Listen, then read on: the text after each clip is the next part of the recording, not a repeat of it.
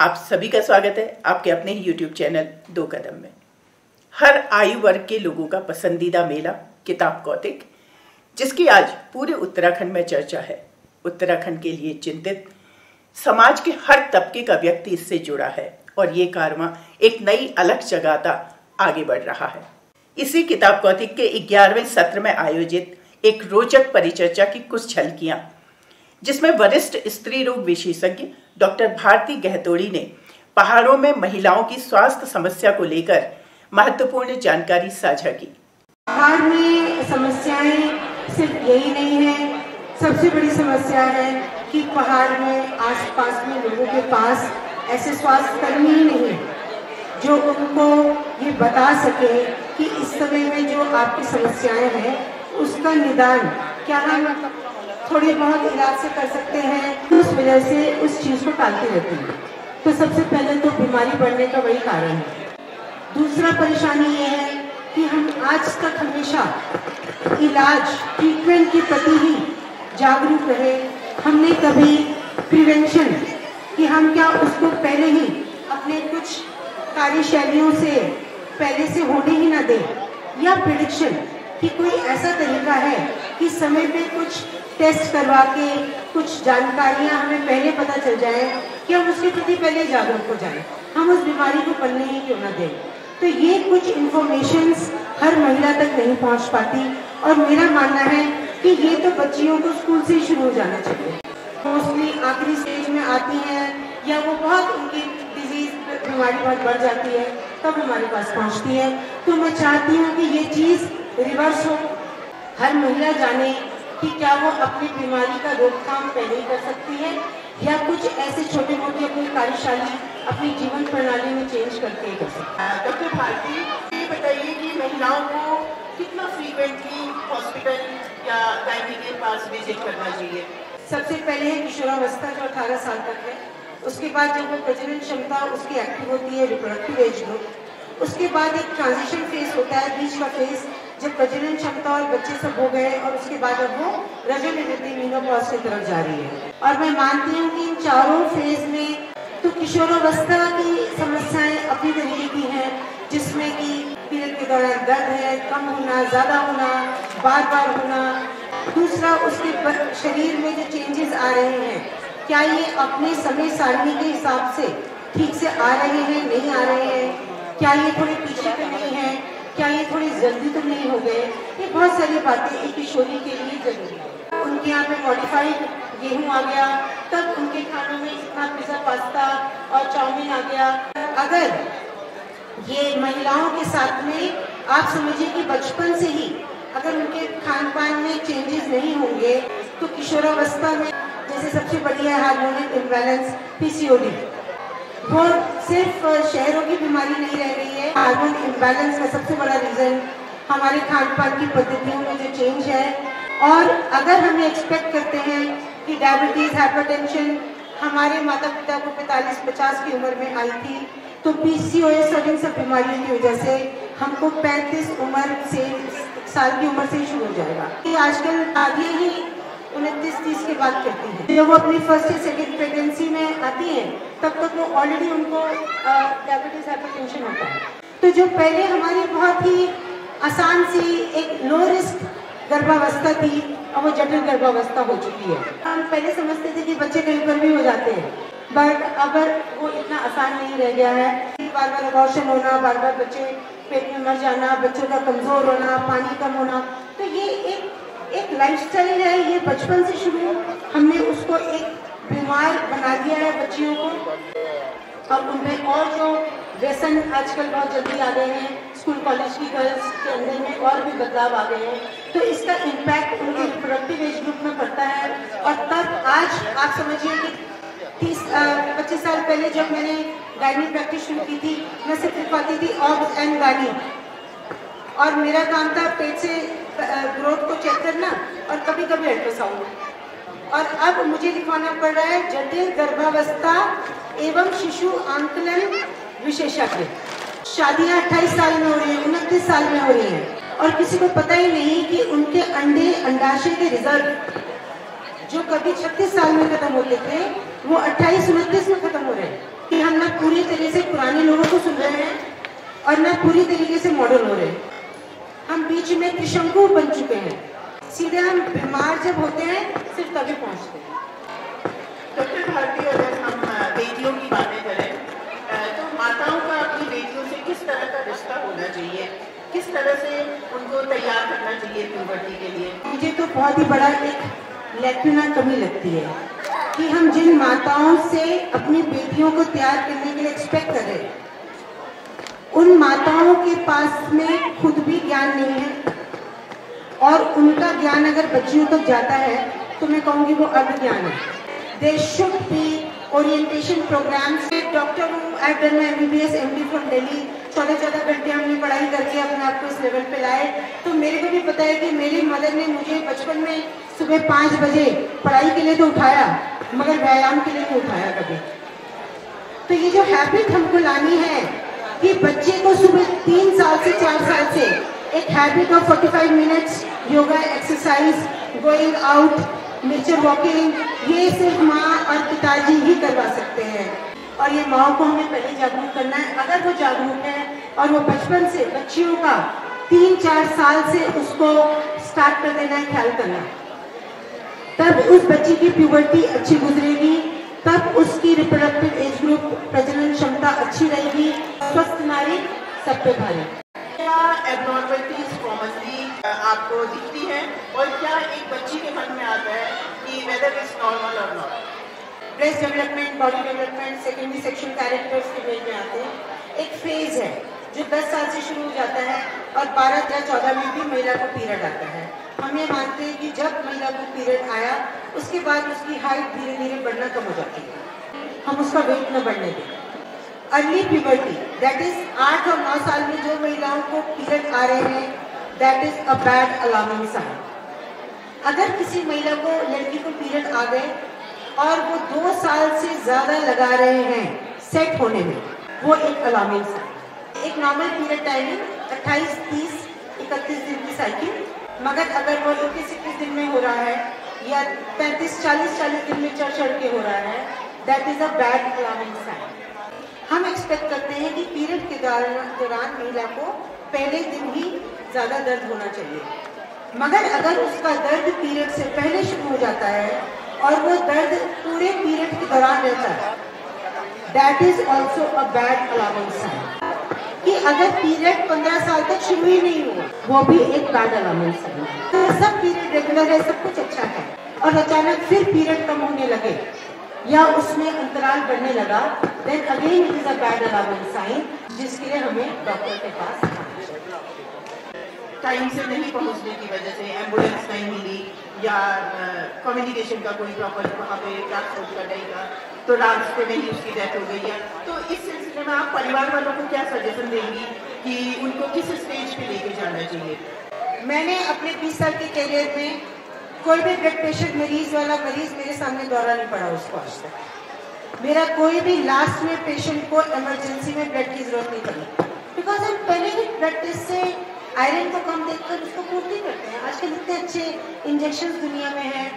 Blood pressure का prediction 12 हफ्ते के NT-NB स्कैन में हम कर किसी को बता सकते हैं कि आगे तेरा ब्लड प्रेशर बढ़ेगा, तुम्हारा बच्चा शायद आगे कमजोर होगा, तुम्हारा बच्चा शायद पेट में खत्म हो सकता है, तुम आगे डायबिटिक होगे, तुम पहले से ही डायबिटिक हो, तुम्हारी प्रेगनेंसी में, मतलब मैं आपको 50 ऐसी बातें बता सकती हूँ कि हमने पहले से बताया और उनको वो नहीं हुआ। अब जब होगा ही नहीं तो वो कॉम्प्लिकेट क्यों होगी? इंटरनेट में सबके पास में रील और सब ज्ञान देखने का समय है, तो हजारों वीडियो आम आदमी के नहीं, through horses mouth MD doctors from Mumbai, Calcutta, सबने डाले हुए। मतलब हम नहीं जानते कि हमने अपने 20 साल की प्रैक्टिस में अपनी आंखों के सामने 1 और 2 केस छोड़कर बिल्कुल इमरजेंसी किसी को मरते देखा या कोई बच्चा खत्म होते देखा मेरी प्रैक्टिस में नहीं।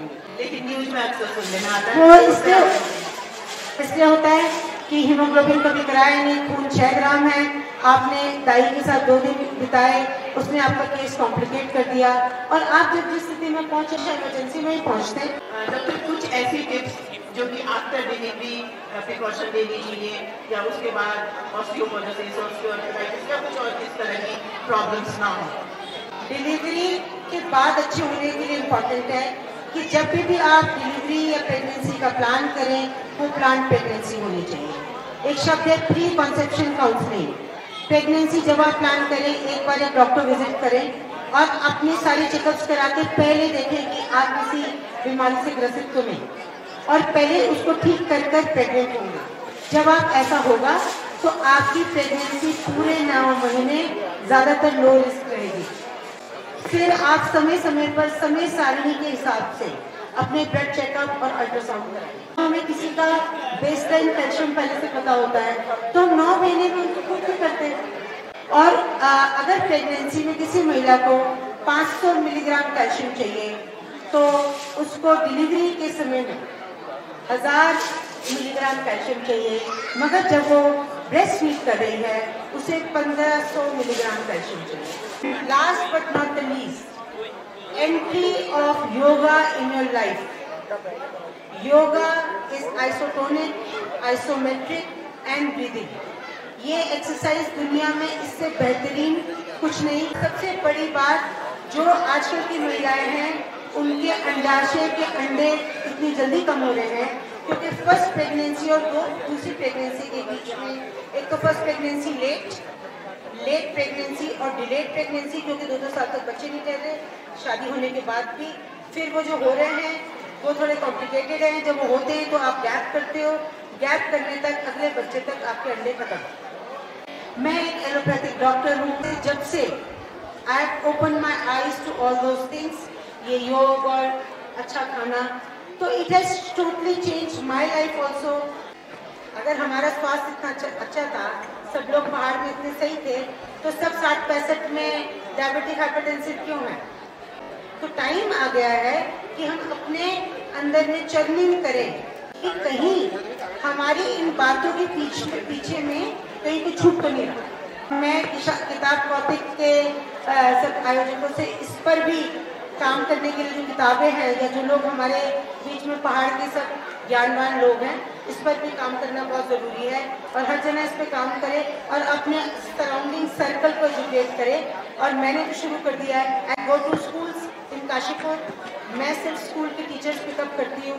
मैं कहती हूँ मैं बच्चों से बात नहीं करूँगी, 30 teachers I want. Her 30 teachers को मैं शुरू से आखिर तक एजुकेट करती हूँ regarding 4 phases of life and health and nutrition. Doctor एक सवाल और है, आफ्टर डिलीवरी महिला की क्या डाइट होनी चाहिए, उसको लेके काफी कंफ्यूजन रहता है। घर वाले कुछ और कहते हैं, एलोपैथिक डॉक्टर कुछ और कहते हैं, तो वो जो महिला होती है वो अपने आप में बड़ी कंफ्यूज होती है। मैं भी कंफ्यूज होती हूँ और मेरे भी ऐसे ही हुआ था। चाइना में लोग बच्चे कैसा पैदा करते हैं? जो सांप भी खा रहे हैं, सारे जानवर भी खा रहे हैं।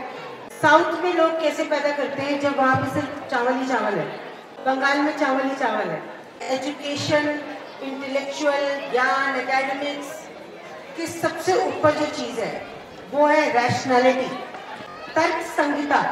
मैंने जो ज्ञान लिया उसको मैं राइट अप्रोच में यूज़ कर रही नहीं कर रही। समय देख के मेरी लोकेशन क्या है, मैं कहाँ पे हूँ, मुझे खाना क्या उपलब्ध है और उस समय के हिसाब से मैं क्या डाइट में चेंज कर सकती हूँ। और पीछे का जो मेन सोल एम होना है that is good nutrition, that is a balance diet जिसमें मिनरल्स और नीड के हिसाब से। अब मुझे पता है कि पोस्ट डिलीवरी मेरी कैल्शियम की जरूरत ज़्यादा है। क्यों ज़्यादा है? Because if I am breast feeding तो बच्चा पहले 6 महीने खाली दूध ले रहा है, दूध में आयरन नहीं होता। तो अगर मदर 9 महीने में 12-13 ग्राम नहीं पहुंचती और उसका रिजल्ट अच्छा नहीं होता तो उसका बच्चा जन्म से ही एनीमिक है, क्योंकि मदर ने सही खाना लिया। और अगर मदर ने अच्छा कैल्शियम नहीं लिया तो उसका बच्चा पहले से ही कैल्शियम डेफिशिएंट है। जो जन्म से कैल्शियम डेफिशिएंट है और फिर आप उसको ब्रेस्ट फीडिंग भी नहीं करा रहे, आप खुद भी अच्छा दूध नहीं ले रहे, तो क्या होगा? बच्चे ने आपसे दूध ले लिया, उतनी भरपाई का आपने कैल्शियम पूरा नहीं किया, तो नेक्स्ट क्या होगा? आपकी हड्डियां कमजोर होगी। That is osteoporosis. मेरा जो बैलेंस है मेरे शरीर से निकल जाता रहा है, मैं उतनी भरपाई नहीं कर रही, तो मुझे वो सब करना है। बड़ा कॉमन आजकल सुनने में मिलता है कि सर्विकल कैंसर की प्रॉब्लम काफी होती है, थोड़ी अवेयर करिए। तो सबसे पहले तो सब महिलाओं के लिए मैं सूचित करूंगी कि 35 साल के बाद से कैंसर स्क्रीनिंग शुरू हो जाती है। सर्वाइकल कैंसर के एक सिंपल सा पैप स्मीयर टेस्ट है, सस्ता टेस्ट 250 रुपये का होता है, महंगा टेस्ट 600 रुपये का होता है। 35 साल के बाद हर 5 साल में आपको कराना होगा, कोई महंगा टेस्ट नहीं, हर जगह करा। 40 साल के बाद से ब्रेस्ट मैमोग्राफी 1800 से लेकर 2000 का एक टेस्ट होता है, आप हर जगह जाके करा सकते हैं। हर 5 साल के बाद धीरे धीरे आपको कम कर देना है। बाकी यूट्रस कैंसर के लिए ये कैंसर लेट में शुरू होता है और इसके लिए अल्ट्रासाउंड इनफ है, या आपको जब जरूरत से ज़्यादा ब्लीडिंग लगे या कुछ पीरियड्स में बदलाव आए या आपका जो मेनोपॉज समय से आना है, ब्लीडिंग चलती जा रही है, तो वो भी एक ये बच्चेदानी के कैंसर का एक सिग्नल है। तो आप ये कीजिए। दूसरा, कैंसर जो सर्विक्स होता है वो उन महिलाओं को ज़्यादा होता है जिन्होंने अपना सेक्सुअल लाइफ को जल्दी शुरू कर दिया। More the sexual intercourse, more the multiple partners, more infection, ठीक है, सेक्सुअली ट्रांसमिटेड इन्फेक्शन, ज़्यादा सर्वाइकल कैंसर। लेट मैरिज, कम बच्चे, ज़्यादा फेज ऑफ पीरियड, फाइब्रॉइड्स का होना, एडिनोमाइसिस जैसी यूट्रस की बीमारी होना, ज़्यादा एंडोमेट्रियल कैंसर। बाकी ब्रेस्ट कैंसर उनमें ज़्यादा होता है जिनको एंडोमेट्रियल कैंसर होता है। ओवेरियन कैंसर थोड़ा लेट कैंसर है, किसी को नहीं पता चलता, स्टेज 3-4 में पता चलता है, और उसमें जो कंप्लेंट्स होती है वो ज़्यादातर बिल्कुल ऐसी होती है कि मुझे गैस ज़्यादा बन रहा है, इंडाइजेशन हो रहा है, पेट फूल रहा है, मगर जब टेस्ट कराते हैं तो अंडेदानी का कैंसर निकलता है। तो इसके लिए बेस्ट वे है कि you get your ultrasound at the right time, right checkups. के माध्यम से आप चिकित्सा के क्षेत्र में क्या क्या होना चाहिए, क्या नहीं है, यहाँ पे मिनिमम क्या मतलब फैसिलिटीज हमारे उत्तराखंड वालों को मिलनी चाहिए?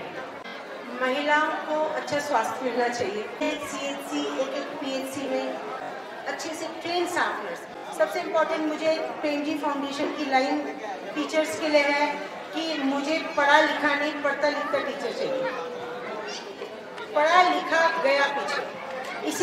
इसीलिए हमको पढ़ा लिखा डॉक्टर नहीं, वो नहीं जो पूरा हो गया, जिसके सफ़ेद बाल हो गए, जिसने 1000 बच्चे पैदा किए थे, that is not the thing.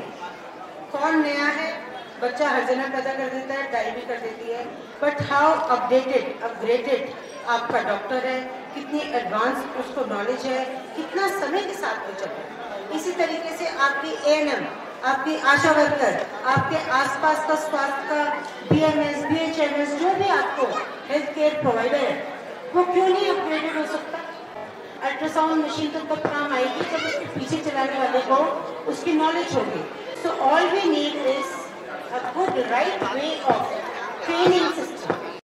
Train चाहिए। ऐसे ही सब लोगों को अगर हम बेस लाइन से ट्रेन करेंगे तो मे भी एक ऐसा समय आएगा कि छोटे छोटे गाँव में भी सब लोगों को हेल्थ केयर प्रोवाइड हो जाएगी, और हम तक वो तब पहुँचेंगे जब उनको वाकई बहुत ज़्यादा ज़रूरत है। So that is my, dream for Uttarakhand to be a very healthy and a very wealthy state. Thank you very much, doctor. बहुत ही इंफॉर्मेटिव ये हमारा साक्षात्कार रहा। मुझे लगता है हमारी महिलाओं ने, हमारी बहनों ने बहुत कुछ ज़्यादा सुना होगा, और अगर अभी भी आपके पास कुछ डाउट्स हैं, कुछ क्वेरीज हैं, आप मैम से भी बात कर सकते हैं। आप बहुत तरीके हैं आपके, आप अपने आसपास के डॉक्टर के पास जाके कंसल्ट कर सकते हैं, लेकिन आप अपने स्वास्थ्य को इग्नोर मत करिए। Thank you.